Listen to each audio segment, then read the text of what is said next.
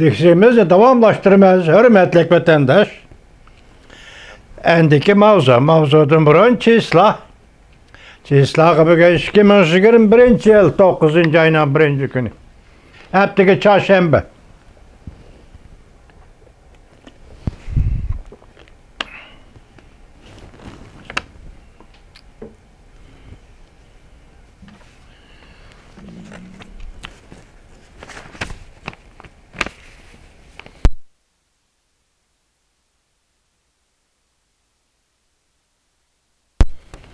Endiki mavzumunda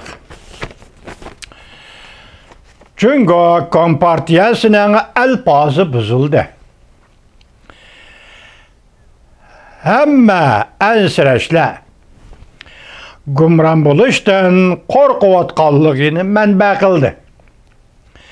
Mavzuli xabar 8 ayning 31 kuni Vanbi torbetida e'lon qilindi. Xabar mundaq boshlandi. Çünkü Kompartiyasi jamiyat, iqtisod va madaniyat so'rinlarini tartibga solishga boshlaganda xuy payli buzilib, oldi keyniga qaramaydigan bir darajaga yetib keldi. O'shini yo'qotgan tartibsiz bir holatga yetib kelganligini nurg'unlagan obzorchilarni qaymoqtirib, ular mundaq hisobladi. Bu hareket Reis Xi Jinping'nin medeniyet inqilabını yani bir qatim kayfiyatlaştırışı değişti. Yani bazılar bu işler onun huquqparastligidan kelgan boyun tavlığı değişti. Yani bazılar 20. qurultayda qayta saylanish uchun g'ayriaqliy harakat qilishi deb hisobladi. Bu xabarni yozuvchi mundaq hisoblaydi. Men boshqa maqollarimda ko'rsatganimdek, buncha zo'r harakat g'ayri tartibsiz bir holda o'zini nobud qilish, ya'ni Jungo Kompartiyasi g'ayri bir tartibsiz holatda o'zi nobud qilish. Hargiz Xi Jinping bir odamning birdamlik qizg'inligidan kelgan emas. Bu harakatlar Jungo Kompartiyasining yuqori qatlamida o'rtaq tonish ustiga qurilib, elib berilayotgan harakatlardir. Yani bütün partiyaning o'rtaq tonishi, bütün partiya shunday harakat qilishga majburdir. Men deydi maqoli yozg'ichi Jungo Kompartiyasining yuqori qatlamida mundaq bir qancha tarafdan o'rtaq tonishga kelingan. Birinchi, men deydi maqoli yozg'ichi Jungo Kompartiyasining yuqori qatlamida mundaq bir qancha tarafdan o'rtaq tonishga kelgan deb qarayman. Jumla tushmay qopti, kechiringlar vatandosh. Birinchi, Jungo Amerika munosabati endi qayta yaxshilanmaydi. Abdur o'zi aytdi, Jungo Amerika o'tirishga munosabat endi qayta yaxshilanmaydi. Ikkinchi, Jungo Kompartiyasi ideologiya va umumiy qimmat qarashi hal qilg'ich urush bosqichiga yetib keldi. Jungoning taqozoligi chidam g'ayrati deganida hozircha bu yozuvchining so'zini aytganda onun savri taqti degandek. Hozir eng chakki, ya'ni Jungo Kompartiyasi hozir urush hal qilg'ich urush bosqichiga yetib keldi. Qanday urush? Ideologiyalik urushmi va yoki boshqa tavakkalchilikmi? Buni bir nima demadi. Uchinchi, G'arb davlatlarining Jungoni qo'rishovga ilishi ichki tashqi jihati eg'ar vaziyat paydo qildi.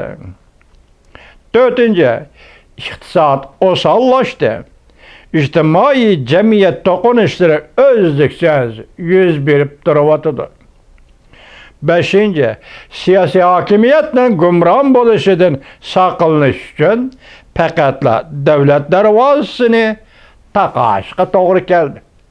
Demak, siyosiy hokimiyat Jungo Kompartiyasini saqlab qolish uchun davlat darvozasini taqash kerak deb Jungo Kompartiyasi shu tunishga keldi. Boshqa chora yo'q. Faqat darvozani taqash. darvozani taqash bilan Jungo Kompartiyani halokatdan saqlab qolamiz degan bo'lsa, bu Jungo Kompartiyasi uchun qo'shtirnoq ochayli ajoyib yuksak aql deb hisoblasangiz bo'ldi vatandosh. Yaqin oylardan biri siyosatning tartibsiz o'tirg'i chiqishi. O'xshash bo'lmagan sohalar bo'yicha bostirishning yo'lga qo'yilishi. Hamma bir nishonga qartildi. Birinchi, ideologiya sohasida darhol Jungo Kompartiyasining asli maqsadiga qaytib kelish. Ikkinchi, G'arb madaniyatining ta'sir ko'rsatish yo'llarini itib tashlash. Üçüncü, oligarxiyalik, ya'ni uzamchilikni asos qilgan iqtisodiy faoliyatlarga zarba berib, o'tir burjoziyani tozalab, tuvan qatlam kishilarga xushomad qilish. Dördüncü, jamiyatni erkinlashtirishni azaytish. Partiyaning bir tutash hukmronligini kuchaytirish. Beşinci, cemaat fikrini qattiq kontrol qilish. To'g'ri batlarni tozalash. Oltinchi, xususiy mulkni julib elib yoki bulab elib hukumat moliyasini qapindirish. Xususiy mulkni bulab elib yoki julib elib xususiylarning qo'lidan tortib elib hükümet maliyesini qapindirish. Yettinci, huquqni tuvanga tushirish. Asosiy qatlamni kuchaytirish, ya'ni saqchilarda qanchalik daraja oldu buni bilmayman, harbiy qismda askarlarda huquqni tuvanga tushirish bo'lgan bo'lsa, vizvot darajalik yoki xitoycha band deydi darajalik Xitoy askariy qismlarimi adam öldürüş huquqi berish. Bu saqchilarda qaysi darajagacha odam o'ldirish huquqi berish bu aniq emas. Lekin gapning ma'nosi saqchi, davlat amolligi bu harbiy qism deganlarga odam o'ldirish huquqi berish. 8. O'qitishni qattiq boshqarib, meni juyishni yuqori ko'tarish. Hozir Jungo Kompartiyasi to'g'risida yozilgan bir parcha maqola ekan, vatandoshim bu mavzuda maqola va betor e'lon qilindi.